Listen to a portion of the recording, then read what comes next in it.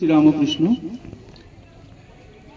আমরা সকলেই জানি আজকের এই শুভ দিনে 20শে আগস্ট আমাদের পূর্বতন যে শ্রী রামকৃষ্ণ সেবা সমিতি ছিল এবং বর্তমানে রামকৃষ্ণ মিশন নবদ্বীপের যে ফ্রি কোচিং সেন্টার বা অবৈতনিক পাঠদান কেন্দ্র, যেটি 1999 সালের আজকের এই দিনে পথ চলা শুরু করেছিল খুব অল্প কয়েকজন ছাত্রছাত্রীকে নিয়ে, অনেক সংগ্রামের মধ্যে দিয়ে, অনেক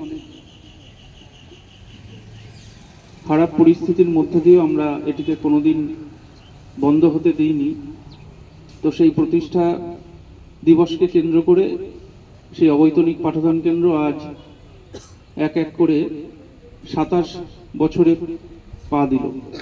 26টি বছর পূর্ণ করে আজ 27 বছরে পা দিল। সেই শুভ প্রতিষ্ঠা দিবসে আমরা সকলে একত্রিত হয়েছি এবং অবশ্যই তারপরে আমরা সকলেই জানি রামকৃষ্ণ মিশন নবদ্বীপ আরও দুটি কোচিং সেন্টার এখানে শুরু করেছে, গদাধর অভ্যুদয় প্রকল্প এবং বিবেকানন্দ অভ্যুদয় প্রকল্প। সেই প্রকল্পের ছাত্রছাত্রীরাও সকলে এখানে উপস্থিত আছো, মাননীয় শিক্ষক শিক্ষিকা সকলে এখানে উপস্থিত আছেন, যাদের তত্ত্বাবধানে ধীরে ধীরে আমাদের এই পাঠদান কেন্দ্র এবং প্রকল্পগুলি খুব সুন্দরভাবে পরিচালিত হচ্ছে। তো আজকের এই প্রতিষ্ঠা দিবসে আমাদের খুব সংক্ষিপ্ত অনুষ্ঠানের আয়োজন করা হয়েছে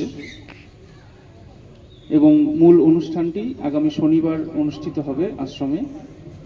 তো আজকের এই প্রভাতী অনুষ্ঠানে পতাকা উত্তোলনের মধ্যে দিয়ে আমাদের এই প্রতিষ্ঠা দিবসের শুভ সূচনা হবে।